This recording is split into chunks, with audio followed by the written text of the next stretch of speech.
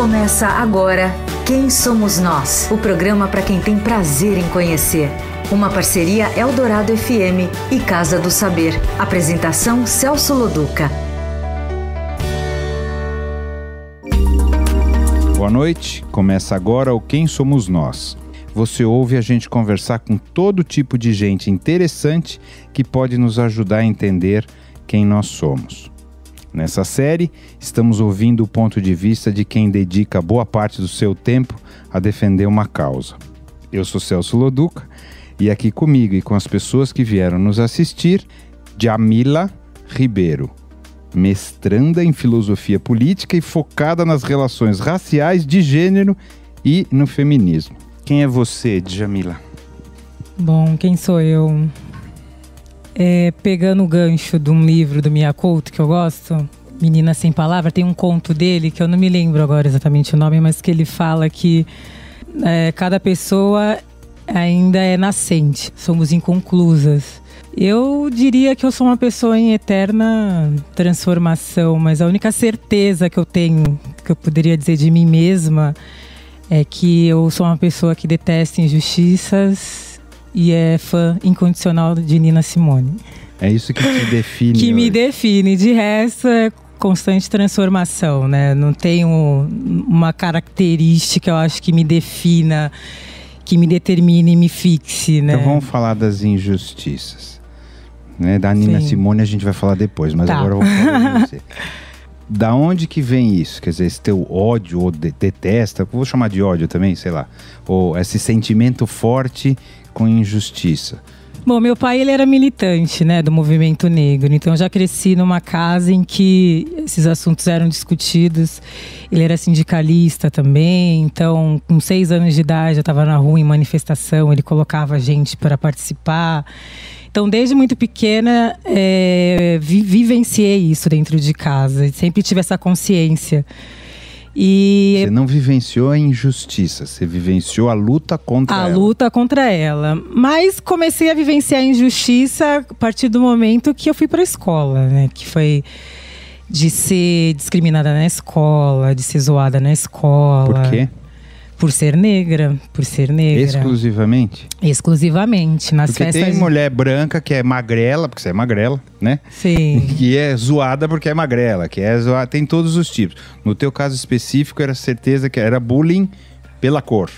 Eu não diria nem bullying, né? Racismo mesmo. Racismo é um elemento estruturante dessa sociedade, então ele vai se manifestar nos espaços dessa sociedade. E a escola é um espaço onde o racismo ele vai se manifestar. Então, os meninos não dançavam comigo na festa junina e diziam isso olhando na minha cara. Eu não vou dançar com a neguinha. E assim, né? Criança é cruel. Que escola que era? Eu sou de Santos, né? Eu estudava... Sou santista, mas do time.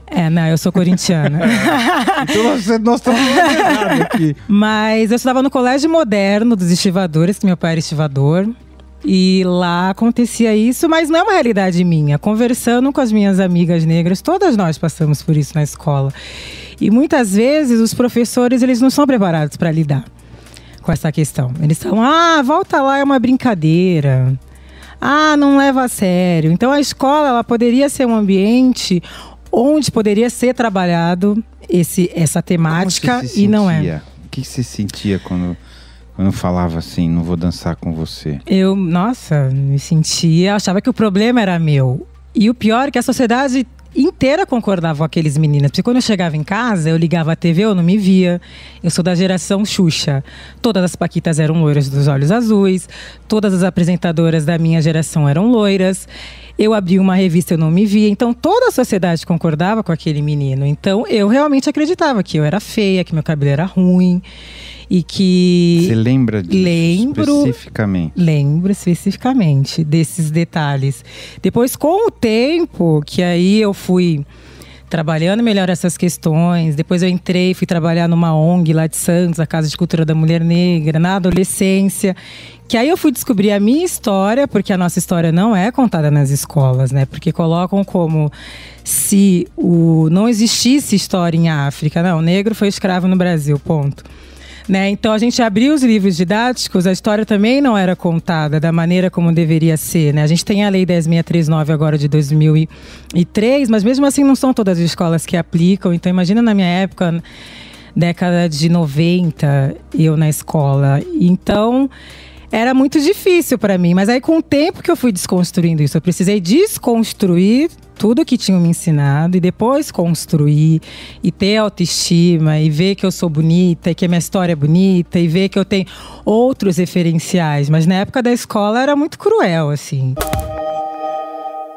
De maneira geral, quem não se adequa àquela norma, né, que é imposta pela sociedade, você não é branca, magra, vai sofrer. As gordinhas também sofriam. Ou gordinho, sei Gordinho, lá, também óbvio, vão tanto sofrer. faz, Mas a questão, assim, que é extremamente diferente, é que você ser... Claro que as pessoas gordas sofrem, né? Tem muita gordofobia, as pessoas são discriminadas. Isso existe muito. Hoje mais até do que existe muito. Mas a questão racial ela é um pouco mais profunda, porque a gente está falando de violência histórica, né? De injustiça histórica. A gente está falando de mais de 300 anos de escravidão. Não, ok. Né? A gente está falando de uma outra... no ambiente das crianças ainda. Sim. Se a pessoa usava óculos, era 4 olhos. Isso acontecia, sem dúvida. Mas no meu caso, especificamente, era por eu ser negra. Sim, eu, minha irmã, meus irmãos, a gente estava na mesma escola. Mas as meninas, né, a gente sofria mais. Porque os meninos davam porrada e eles ficavam, né, com medo. Agora, as meninas sofrem mais. Coisa de namorado, ninguém quer te namorar, né? Você é a feia. Mas você era bonita? Sempre fui. Não, hoje você é bonita, mas às vezes a gente é feio quando é criança também, independente da cor. Eu era feio pra caramba, continuo. Quer dizer, eu não mudei. Então, assim, às vezes, só uma pergunta mesmo, assim, você era bonita e as pessoas não se aproximavam também por causa da cor. Eu tava até esses dias conversando com uma pessoa que ela falou assim, mas essa questão de beleza é pessoal, é gosto pessoal. Aí eu falei assim, não é gosto pessoal. Por que eu, uma menina, que era uma menina divertida, uma menina inteligente, uma menina bonita, eu era discriminada na escola? Então quer dizer que é por gosto pessoal? Não é. Nós somos condicionados a achar o que é belo e o que não é. Então, quando a pessoa fala que... Por exemplo, que eu sou feia, sem justificativa nenhuma, é porque o olhar dela foi condicionado por um padrão. Não é gosto pessoal. Os gostos são construídos, né? Também é construção. Também, né? Então, não por que os meninos não dançavam comigo? Não tinha uma explicação. Eu era uma menina divertida, como todas as outras meninas. Pela questão de ser uma menina negra. E ele já tinha internalizado que meninas negras eram meninas feias e não eram meninas para...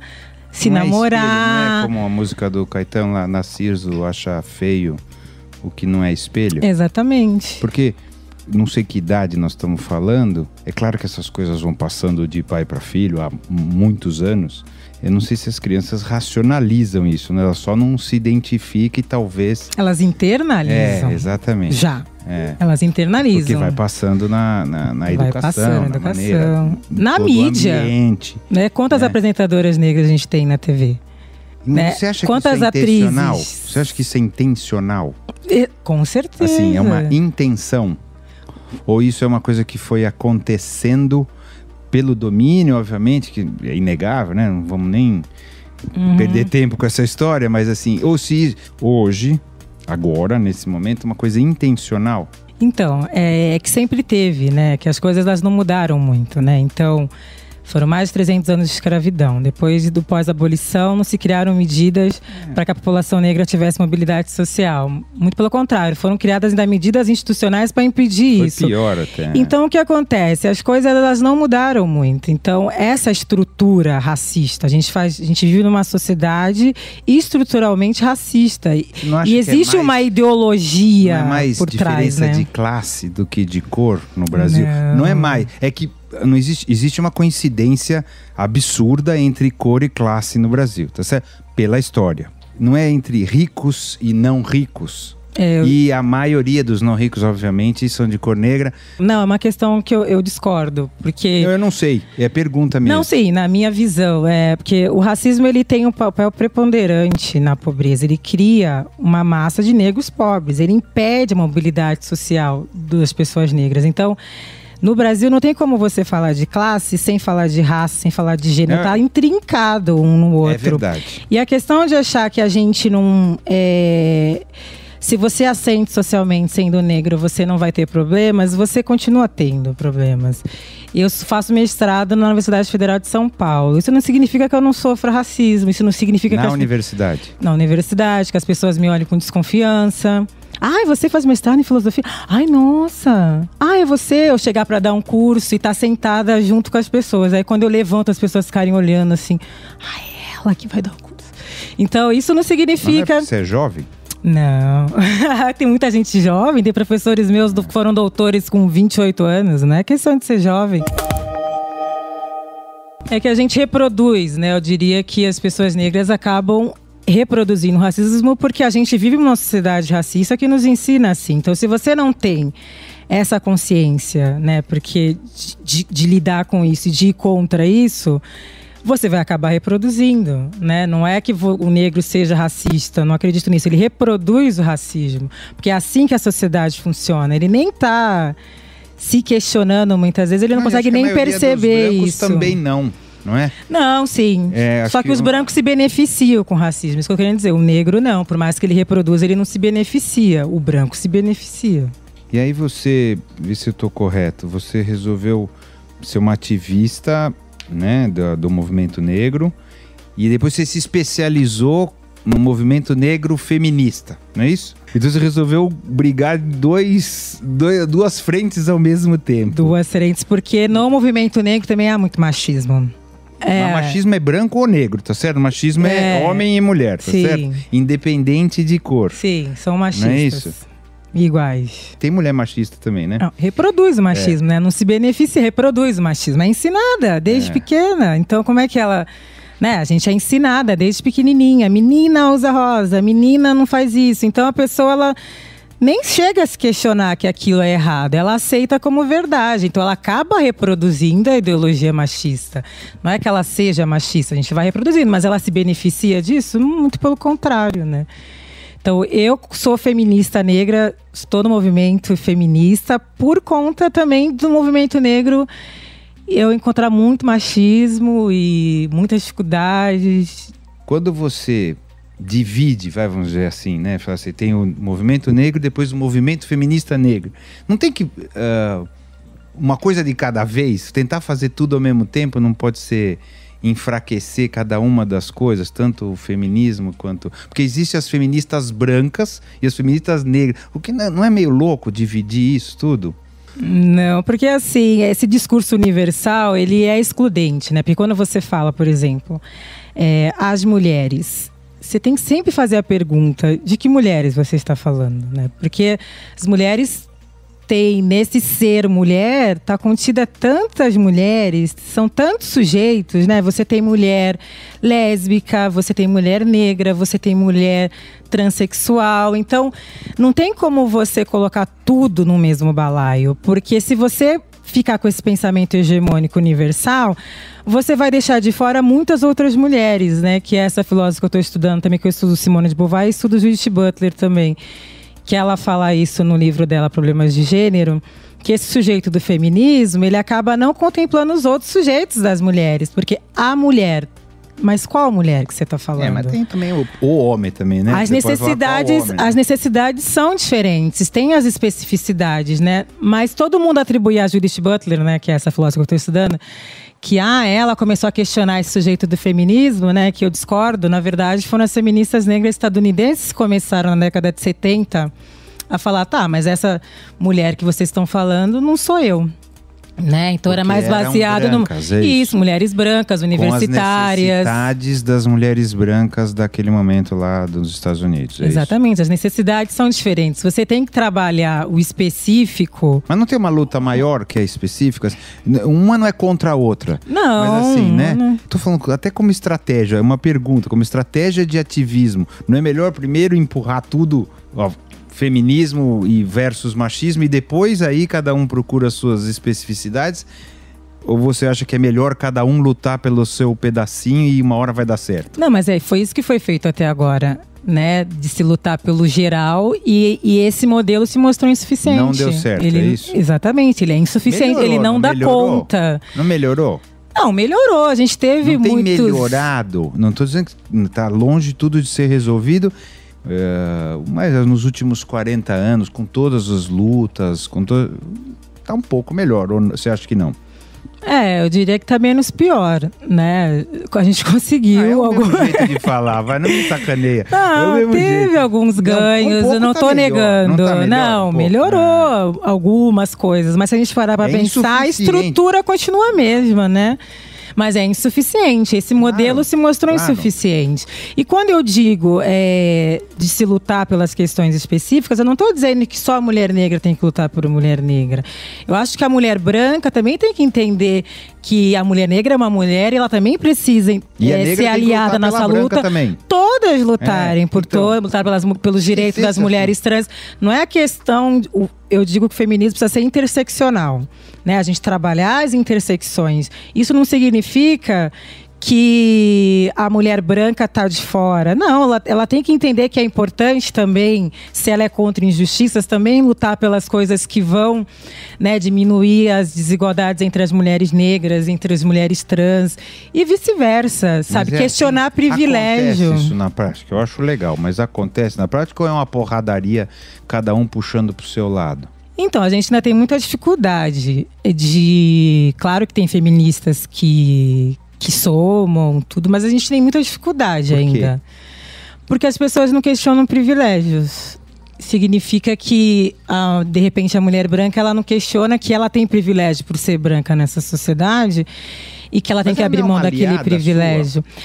Ela deveria ser uma aliada minha, mas nem todas são. Eu mesma já tive problema com uma feminista uma vez. Que tipo, pode falar? Eu estava debatendo com ela sobre um assunto que eu estava discordando. Ela estava falando sobre racismo. E ela nem me conhecia, assim. E chegou e disse, eu entendo que você não tenha formação. De onde que ela tirou que eu não tinha formação? Eu nem disse nada para ela. Então eu não vou nem conversar com você. E era um assunto, eu estava falando de racismo, que é um assunto que me atinge. Então, se é um assunto que não te atinge, por que você não para ouvir o que a mulher negra que sofre com racismo está te dizendo? Né? Então, fica muito aquele discurso de reproduzir opressão dentro do próprio movimento. A gente tem que ter essa consciência de não reproduzir esse modelo hegemônico. Porque senão a gente acaba silenciando aquelas mulheres que a gente deveria ouvir. Então, se você é um homem branco, você não tem a mesma vivência que eu de mulher negra, que eu passo. Se eu tô te falando aquilo e você quer ser meu aliado, você tem que sentar e ouvir o que eu tô te dizendo. Posso até não concordar, mas com certeza tem que respeitar o... E você tem que sentar e ouvir que eu sei daquilo que eu tô falando, que é algo que me atinge diretamente, e eu estou te falando aquilo.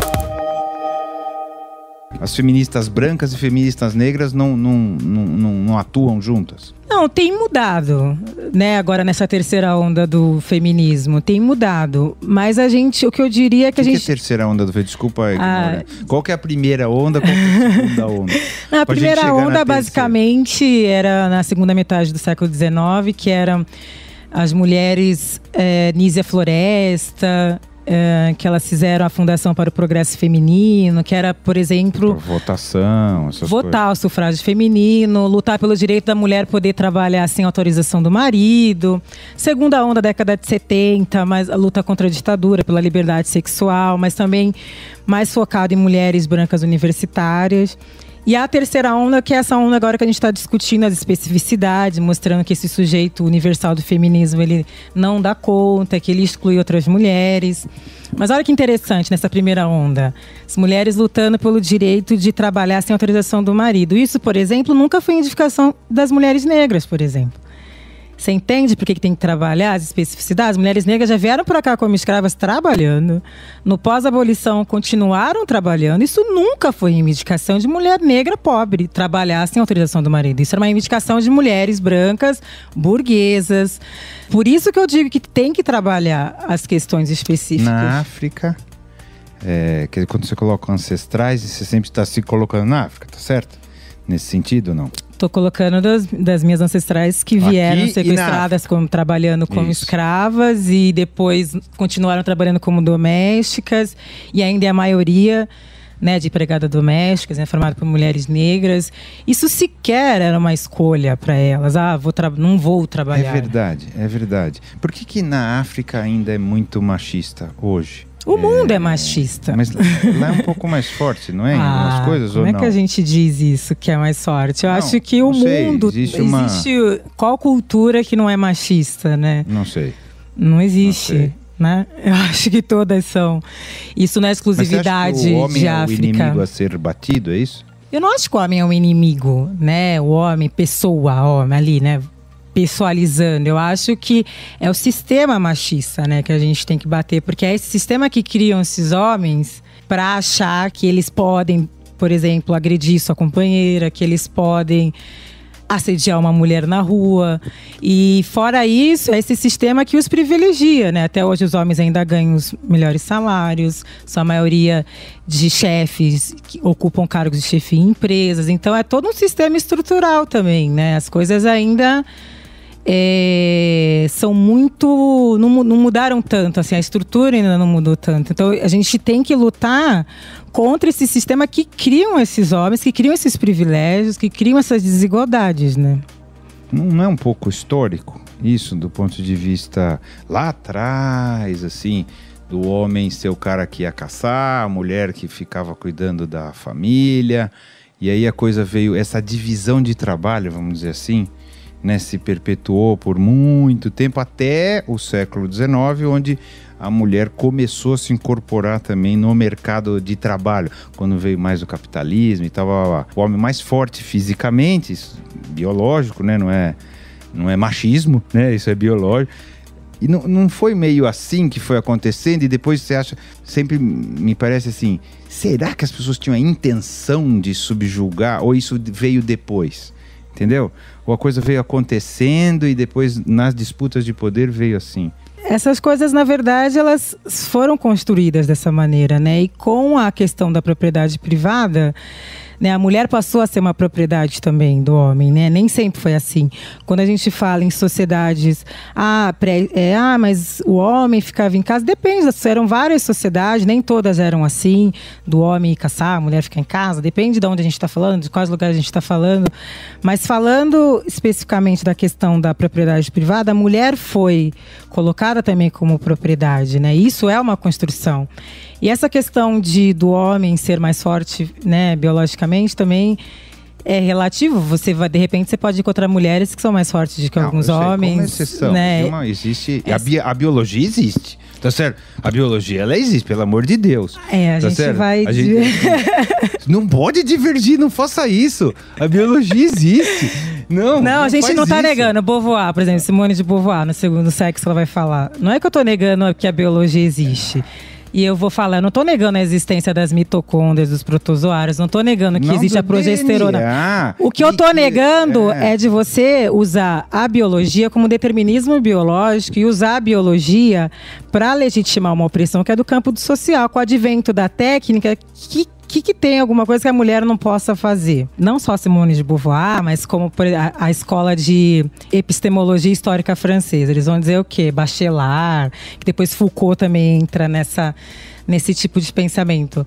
Que os enunciados científicos, eles são influenciados pela cultura. Há a valoração da cultura. Claro, não tá, a gente está inserido dentro da sociedade. Então, o argumento biológico, por si só, ele não pode ser utilizado como fundamento da crítica social. Nós estamos inseridos em sociedade, nós estamos internalizando valores dessa sociedade, então nós somos...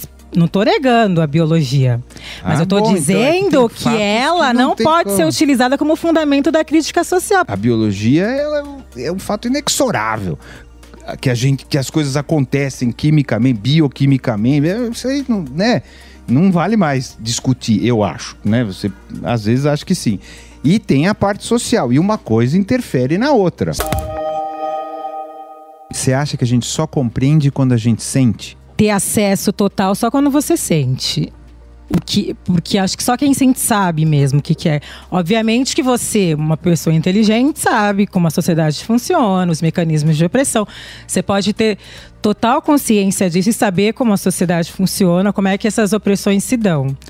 Mas saber exatamente como é, só quem sente na pele diariamente aquilo, só quem já tomou porrada da polícia, sabe como é que é? Só quem já foi, de repente, impedido de entrar num lugar por ser negro, só aquela pessoa sabe. Obviamente que você pode ter... Emocionalmente, talvez a diferença seja emocional, é isso? Sim, você nunca vai saber o que é. Por mais que você seja aliado, tenha compreensão que o racismo exista, que você saiba que você nunca vou ter a clareza do que é. Porque você não vai passar por isso. Eu tenho certeza absoluta mesmo. Mas isso não quer dizer que eu ou qualquer outra pessoa, a gente não possa compreender. Porque do jeito que você colocou, parecia assim, bom, mas então porque não sentiu, não valeu. Foi isso que eu senti, por isso que eu fiz essa pergunta. Deve ser aliado. Como você não passou por isso, não eu, né?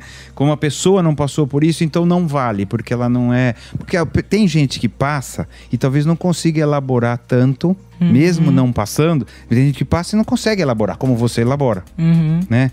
Sim. Sente, mas não consegue elaborar. E tem gente que não sente, mas consegue elaborar. E aí talvez as pessoas se encontrem nesse ambiente da elaboração das coisas, de conseguir compreender as coisas, mesmo sem sentir. Por isso que eu fiz a pergunta.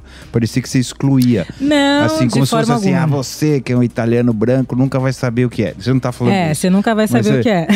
Mas então, não é isso que eu tô falando. Eu nunca vou sentir. Sentir o que é. Isso é verdade. Mas isso não quer dizer que você não possa ser aliado, que você não possa lutar contra isso. Falei, não, assim? entendi. Você nunca vai sentir o que é isso. Não. Por que a gente veio criando esse mecanismo de desigualdade?